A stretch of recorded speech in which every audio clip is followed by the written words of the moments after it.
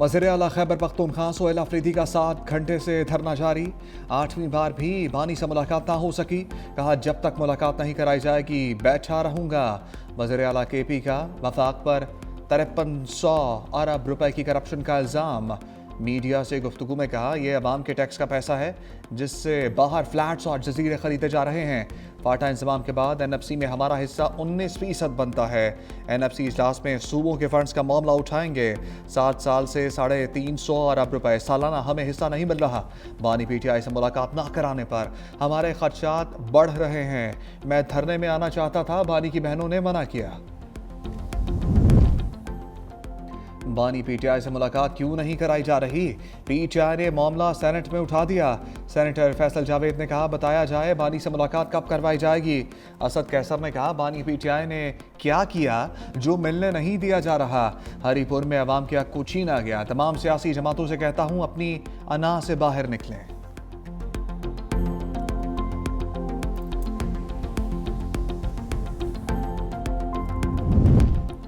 बानी PTI के इक़्तिदार में आने के बाद 4 साल में तबाही हुई। कोशिशों के बावजूद PTI दौर की तबाही खत्म नहीं हो रही। मुशीर वज़ीर आज़म राना सनाउल्लाह ने कहा जनरल फैज़ हमीद का ट्रायल चल रहा है। सारी तबाही की जिम्मेदार उस वक्त की इस्टेब्लिशमेंट है। पाकिस्तान में तबाही की जिम्मेदार PTI और वो जो 2018 में उन्हें इक़्तिदार में लाए। ये सारे चेहरे खुद ही अपने अंजाम को पहुंचेंगे। मुस्लिम लीग नून की तरजीहात उनको अंजाम तक पहुंचाना नहीं है।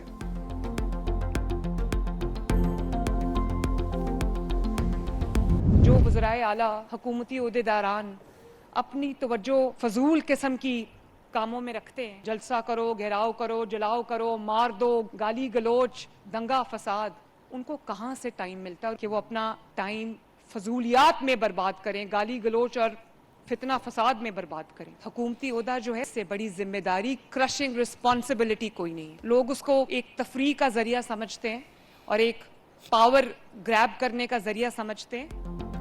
जो ओहदेदार अपनी तवज्जो फजूल किस्म के कामों में रखते हैं, कहते हैं घेराव करो, फसाद करो, उनके पास इतना वक्त कहाँ से आता है? उनका वक्त आवाम की खिदमत के लिए वक्फ है। इतने लोग हैं जो उनकी तवज्जो के मुंतज़र हैं। उन पर थोड़ी तवज्जो दें तो ज़िंदगी बदल जाए। वज़ीर आला पंजाब मरियम नवाज का मुखालिफिन पर तंज। कहा वज़ारत आला से बड़ी कोई जिम्मेदारी नहीं। पंजाब हुकूमत को हर बच्चे बड़े की फ़िक्र है। खसूसी बच्चों को हिम्मत कार्ड दे रहे हैं। हमें रोटी और सब्जियों की कीमत की भी फिक्र है। स्पेशल बच्चों के लिए पंजाब में 303 इदारे हैं। वज़ीर आला पंजाब मरियम नवाज ने सेंटर ऑफ एक्सीलेंस का इफ्तिताह कर दिया।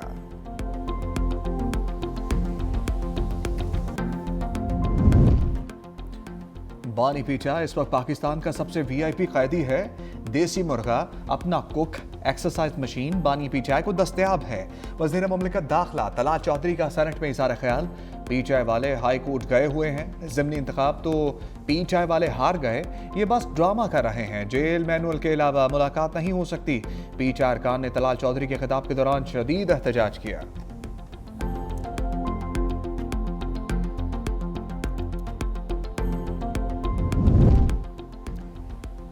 भारतीय वज़ीर दिफा के सिंध पर बयान के खिलाफ कौमी असम्बली में करारदाद मंजूर। करारदाद असद आलम न्यादी ने पेश की। करारदाद में कहा गया ऐसे बयान खत्ते की तस्लीम शुदा जियो पोलिटिकल हकीकतों के सरासर मुनाफी हैं। सिंध रियासत पाकिस्तान का एक खुद मुख्तार और लाजमी हिस्सा है। भारत गुमराह कुन, जानिबदाराना और अदम इस्तेहकाम पैदा करने वाले बयानात से गुरेज करे। राजनाथ सिंह, इनको इतना सिंध का दर्द हो रहा है। भाई ये उत्तर प्रदेश में पैदा हुए, उसने सिंधु का पानी नहीं पिया, इसलिए कि सिंधु का पानी पीने वाला इस धरती से कभी गद्दारी नहीं कर सकता। तो इसने ये स्टेटमेंट दी है ना, और स्टेटमेंट के बाद मोदी भी बौखलाया। उसने इंडस वाटर ट्रीटी यूनिलैटरली खत्म करने की बात की। तो ये बौखलाहट मई के बाद शुरू हुई जो उनको इबरतनाक शिकस्त दी। अगर इतनी धचके खाने के बाद वो अगर ऐसे स्टेटमेंट देता है तो जैसे हिसियानी बिल्ली खंबा नोचे। राजनाथ की गीदड़ भपकियां कभी कामयाब नहीं होंगी। हम सिंधु दरिया का हर कीमत पर तहफ़्फ़ुज़ करेंगे। हमारी फोर्सेस भारत को जवाब देने के लिए पूरी तरह तैयार हैं। वज़ीर आला सिंध मुराद अली शाह का भारतीय वज़ीर दिफा राजनाथ सिंह को करारा जवाब। सिंध असम्बली में भारतीय वज़ीर दिफा के इश्तियाल अंगेज बयान के खिलाफ करारदाद मंजूर। वज़ीर आला सिंध ने कहा, वज़ीर दिफा का बयान खसियानी बिल्ली खंबा नोचे के मुतरादिफ है।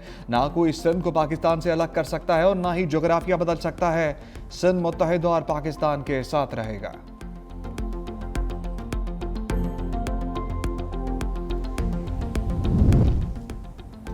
भारत में लड़ने की हिम्मत नहीं, इसलिए लफ्जी गोलाबारी कर रहा है। पाकिस्तान की जानिब से भारत को हर बार मुंह की खाना पड़ी। सीनियर वजीर सिंध शर्जील मेमन ने कहा, भारत की जानिब से दुनिया में तासुर दिया गया, वो सुपर पावर है। मार का हक में पाक फिजाइया ने भारतीय तैयारे चुन चुन कर गिराए। पाकिस्तान की जानिब से भारतीय जारहियत का मुंह तोड़ जवाब दिया गया। इस वक्त दुनिया का कोई भी मुल्क भारत का साथ देने को तैयार नहीं है।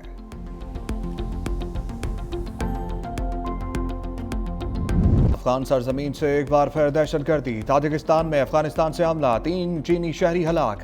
अफगानिस्तान से आए हमलावरों ने ड्रोन के जरिए निजी कंपनी के कैंप को निशाना बनाया। ताजिकिस्तान ने अफगानिस्तान से हमले को दहशतगर्दी करार दिया। ताजिकिस्तान हुकूमत का अफगान तालिबान रजीम से फौरी तहकीकात करने का मुतालबा। चीन की ताजिकिस्तान पर हमले की शदीद मजम्मत, अपने शहरियों को मोहतात रहने की हदायत।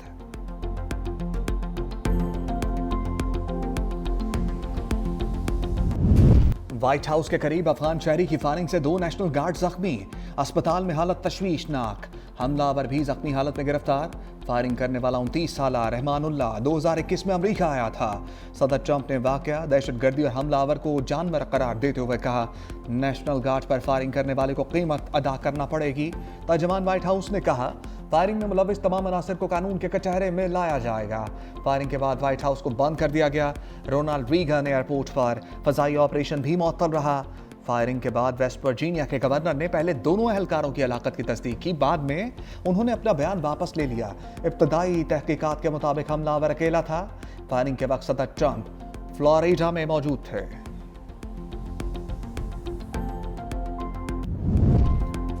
वाशिंगटन हमले में अफगान शहरी मुलविस निकलने पर ट्रंप इंतजामिया का फौरी एक्शन। अफगान शहरियों की इमिग्रेशन दरखास्तों पर काम फौरी तौर पर रोक दिया।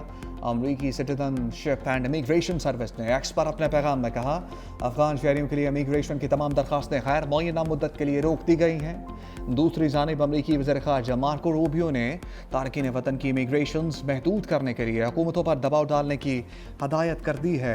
अमरीकी सफारत खानों और कौंसल खानों को जारी एडवाइजरी में कहा गया, सफारतकार यूरोप, कनाडा और ऑस्ट्रेलिया, न्यूजीलैंड की हुकूमतों पर इमिग्रेशन महदूद करने के लिए दबाव डालें।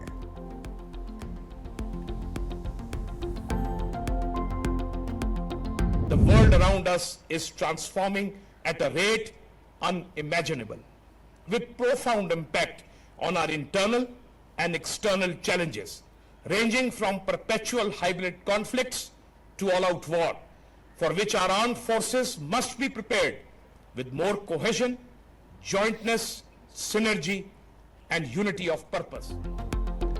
Chairman joint chiefs of staff committee general Sahir Shamshad Mirza का अलविदाई तकरीब से खिताब। कहा, दुनिया नाकाबिल तसव्वुर रफ्तार से बदल रही है। तब्दीली के असरात हमारी अंदरूनी बैरूनी आजमाइशों पर नुमाया हैं। मुसल्लह अफवाज को हम आहंगी और मुश्तरका ताउन के साथ तैयार रहना होगा।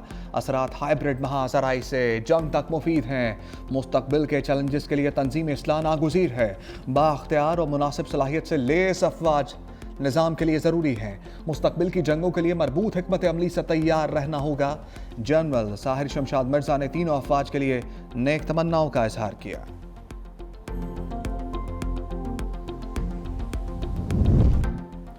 नामुंतखब अरकान असम्बली ने हलफ उठा लिया। इलेक्शन कमीशन ने ज़िमनी इंतखाबात में कामयाब उम्मीदवारों के नोटिफिकेशन जारी कर दिए।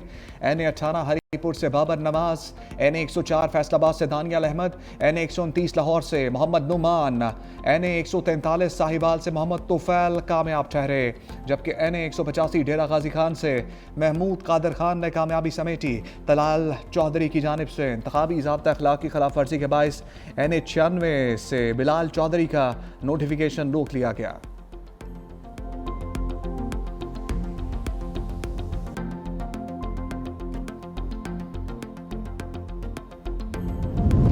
तहरीक इंसाफ ने ज़िमनी इंतखाबात के बाइकआउट का फैसला किया। ज़िमनी इंतखाबात का बाइकआउट करने वालों को तनकीद करने का हक नहीं। वज़ीर इत्तलात ताताड़ का कौमी असम्बली में इज़हार ख्याल। कहा वज़ीर आज़म शहबाज शरीफ ने मिसाक़ जमहूरियत की दावत दी।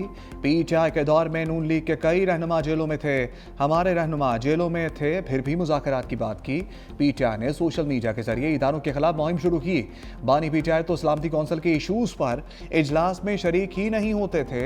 PTI की नज़र में बस ये ठीक है, बाकी सब गलत है।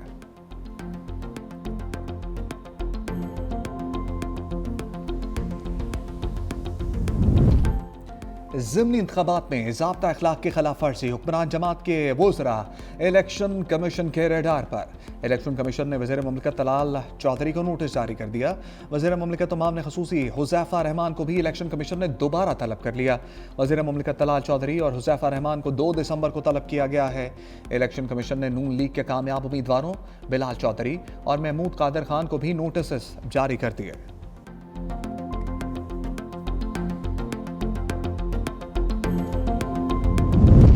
हुकूमत ने IMF की एक और अहम शर्त पूरी कर दी। FPR के ग्रेड 17 और ऊपर के अफसरान के असासे जाहिर करने के रूल्स बना दिए।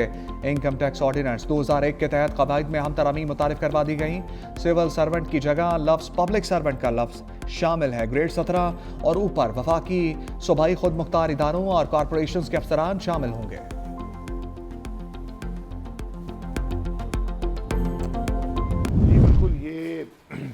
करप्शन और गवर्नेंस के इश्यूज हैं, सिर्फ अकेला करप्शन नहीं है। अभी तक हुकूमत इसको जवाब इस पर नहीं दे पाई। उनको जवाब देना चाहिए कि भाई नहीं, हम एग्री करते हैं, हम नहीं एग्री करते। उनको संजीदगी से इसको लेना चाहिए क्योंकि बहुत सीरियस इशू है। क्योंकि कल यही जो रिकमेंडेशन और यहाँ पर आई हैं, कल ही कंडीशनलिटीज बन जाएंगी। हम इलेक्शन की बात करते हैं, जो इलेक्शन बाई इलेक्शन में हिस्सा ही किसी ने नहीं लिया। ना जमातें खड़ी हुई, अपोजिशन की जमातें, उनके कैंडिडेट्स भी नहीं थे और लोगों ने वोट भी नहीं डाला। मैंने बहुत पहले कहा था कि लोगों का एतमाद उठ गया इलेक्शन के निज़ाम से। IMF की रिपोर्ट तशवीशनाक है। हुकूमत IMF की रिपोर्ट पर कोई जवाब नहीं दे सकी। साबिक वज़ीर आज़म शाहिद खान अब्बासी का प्रोग्राम ग्राउंड जीरो में इज़हार ख्याल। कहा गवर्नेंस की बेहतरी, करप्शन के मामलात पर तवज्जो देने की ज़रूरत है। हुकूमत को IMF की रिपोर्ट पर अपना मौक़िफ़ देना चाहिए। ज़िमनी इलेक्शन में अपोजिशन ने हिस्सा नहीं लिया। लोगों को ऐसे बेमानी इलेक्शन में कोई दिलचस्पी नहीं रही।